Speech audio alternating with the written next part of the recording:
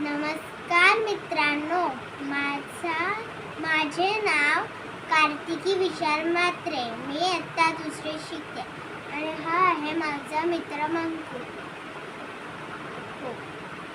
नमस्कार मित्रांनो, तर मी आज तुम्हाला एक गोष्ट सांगणार आहे. मी सांगतो बघा आता. ठीक आहे, तुम्ही शांत बसून ऐका.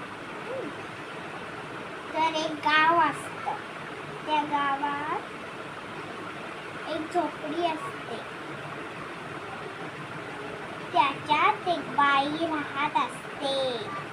तिचा नवरा असतो, पण तो कधीच घरात नसतो, कारण की तो सैनिक असतो.